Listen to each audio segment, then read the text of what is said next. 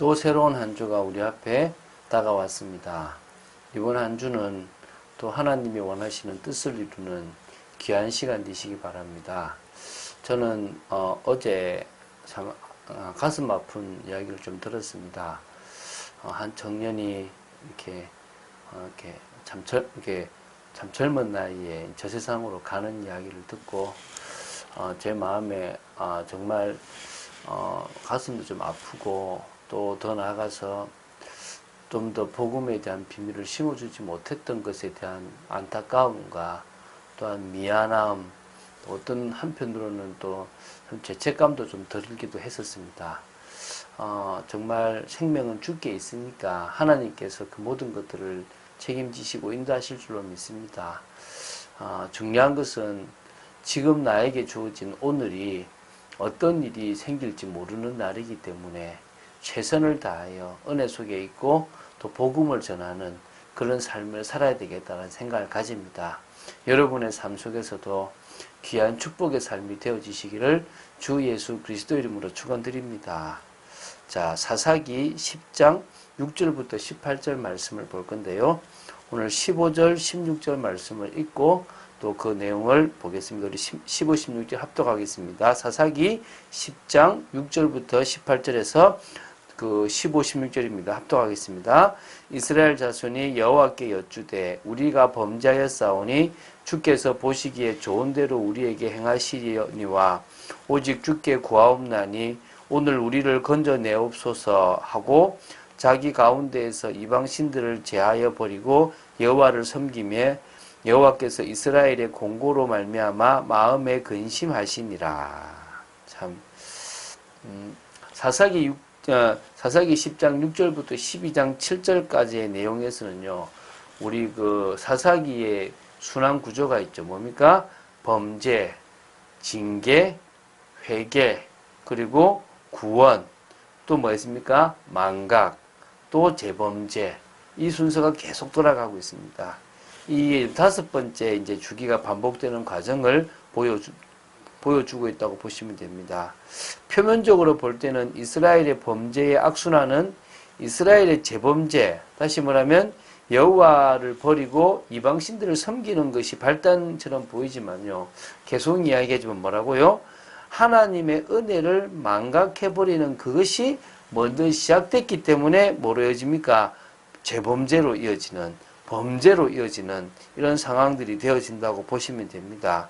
하나님을 영화롭게도 하지 않고 하나님께 감사치도 않는 이들의 그 은혜를 망각해버리는 것이 문제가 된다고 보시면 됩니다. 하나님은 이 이스라엘 백성이 다시 여호와의 목전에 악을 행하기 때문에 가나안의 각종 우상들을 섬기는 죄악에 빠진 그 이스라엘에게 이제 블레셋과 암몬 사람의 손에 맡겨버리는 일이 있습니다. 그래서 이 이제 블레셋과 암몬으로부터의 압제를 받게 되는데요. 암몬으로부터는 주로 요단 동편의 압제를 받았다고 보시면 되고요. 블레셋은 바로 이제 뭡니까? 이 요단 서편의 해안 지역이 주로 압제를 받게 됩니다. 그래서 이게 동시대인데요.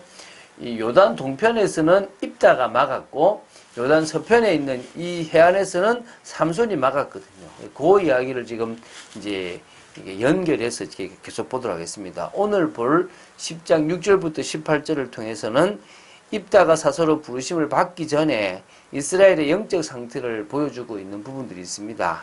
그 부분을 좀 나누어서 보도록 하겠습니다. 6절부터 8절을 먼저 제가 이제 좀 설명하겠습니다. 6절부터 8절은 이스라엘 자신이 다시 여호와의 목전에 악을 행했다라고 나옵니다. 다시요. 과거에도 그랬던 것처럼 다시 하나님의 은혜를 망각하고 하나님을 떠나 우상을 섬기는데요. 이번엔 참 많아요. 자, 지금요, 그 6절에 바알들과 아스다롯과 아람의 신들과 시돈의 신들과 모압의 신들과 암몬 자손의 신들과 블레셋 사람들의 신들을 섬겼다. 참, 이 이스라엘 전역에 각자 그 주위에 있는 신들을 다 섬겨버린 겁니다. 얼마나 안타까운 일입니까? 심각한 수준으로 봐야 될 거 아닙니까? 당연히 하나님의 징계가 내려오는데요. 이 징계라기보다는 하나님이 가만히 두시기 때문에 블레셋 사람이나 암몬 사람의 손에 사로잡히게 되어 있는 겁니다. 그걸 성경은 파셨다라고 표현하기도 한다는 거죠. 근데 이게 8절에 보면요. 이제 그 해에, 이제 다시 말하면 여호와께서 파셨던 그 해에 이제 바로 이 블레셋과 암몬 자손의 손에 이제 그들이 이제 넘어가는데요. 이 요단강 저쪽 편, 이제 동편 쪽에 길르앗에 있는 아모리 족속의 땅에 있는 모든 이스라엘 자손을 18년 동안 누구요? 억압하는 일이 누굴 통해서요? 암몬을 통해서 억압하는 일이 있었다는 겁니다. 그 옆에 암몬이 있었거든요. 그걸 통해서 이제 억압하는 일이 이제 있었다는 것입니다. 그래서 10장 9절에 보면요. 이 힘이 있었던 지파가 유다 지파였는데 암몬 자손이 요단을 건너와서 그쪽 편만 공격한 게 아니라 요단을 건너와서 유다 지파와 베냐민 지파와 에브라임 족속까지도 다 괴롭혔다고 합니다. 그래서 이스라엘 전체의 공고가 심했다라는 표현이 나옵니다. 자, 그래서 이제 이 10절부터 14절에 보면요. 결국은 이렇게 심각하니까 이제 은혜를 망각했던 그들이 하나님을 떠났던 그들이 18년 동안의 그 괴로움 속에서 비로소 이제 깨닫게 되는 겁니다. 아, 우리가 여호와를 버렸구나. 우상에 빠졌구나. 돌아가야 되겠구나. 그래서 여호와께 이제 부르짖게 되는 겁니다. 우상을 숭배했던 그들이 이제 다시 이제 부르짖고 회개하는 거죠. 우리 하나님을 버리고 바알들을 섬김으로 주께 범죄하였나이다라고 하니까요. 이제 자신들의 그 회개도 비록 이제 회개하면 보통 사사를 보내주셨다는 표현이 많은데 이 11절부터 14절에서는요. 이스라엘 향해서 잘못을 지적하고 있습니다. 왜 지적하느냐? 하나님께서 그들을 그처럼 사랑했음에도 불구하고 그들이 스스로 하나님을 버리고 범죄했기 때문에 그것을 깨닫게 하기 위해서 지금 하고 있는 겁니다. 근데 여기 보면요. 이런 표현이 나옵니다. 어떻게 나오냐 그러면요. 지금 그 11절에 보면 여호와께서 이스라엘 자손에게 계실 때 내가 애굽 사람과 아모리 사람과 암몬 사람과 블레셋 사람에게서 너희를 구원하지 아니하였느냐라고 나옵니다. 이 애굽 사람은 모세를 통해서 출애굽했던 것을 말하고요. 아모리 사람은 요단 동편에 있었던 아모리 왕 시혼과 바산 왕 옥에서의 그 전쟁에서 구원해 준 거고요. 암몬 자손은 에훗을 통해서 했던 구원이고요. 블레셋 사람은 삼가를 통해서 했던 구원입니다. 그걸 우리 지금 다 봤거든요. 그걸 지금 상기시킵니다. 왜 잊어버렸냐라고 얘기하는 겁니다. 그러면서 14절에 이제 제대로 이제 하라고 합니다. 너희가 나 택한 신들에게 부르짖어서 너희의 환난 때에 그들이 너희를 구원하게 해라. 너희들이 믿는 신한테 가서 해봐라. 라고 얘기하는 겁니다. 왜 어리석어서 신도 아닌 그 우상에게 그렇게 숭배하고 잘못되면 내한테 찾아오냐? 그 잘못된 거 아니냐라고 지금 이야기하고 있는 겁니다. 자, 이제 15절, 16절을 이제 보겠습니다. 자, 어떤 내용이냐 그러면 이제 비로소 이제 자신의 잘못을 진짜 깨달은 거죠. 그래서 이제 회개합니다. 물론 또 이렇게 회개하고 나서도 또 편안해지면 또 망각하겠지만요.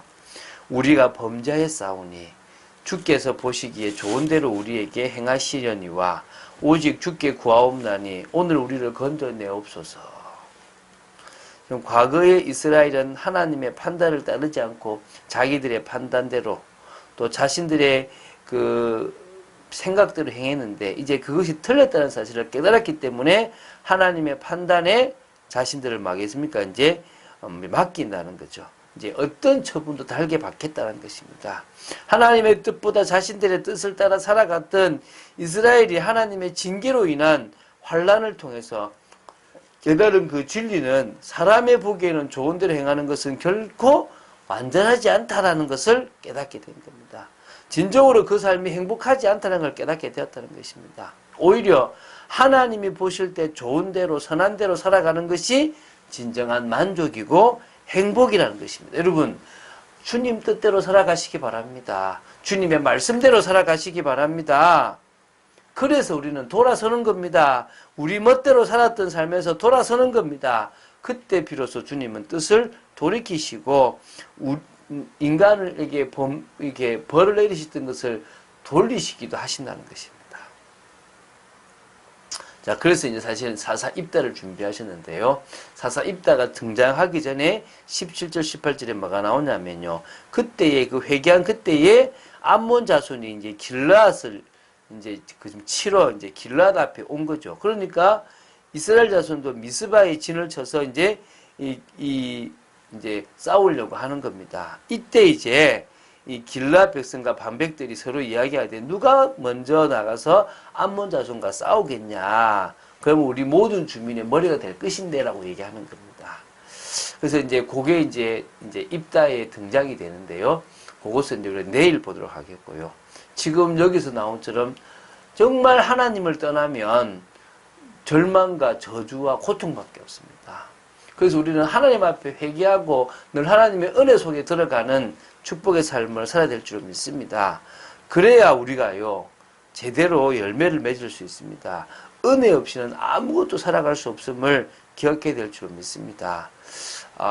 이번 주간에는 바울의 전도 관례에 대해서 우리가 강단 메시지를 나누고 있지 않습니까?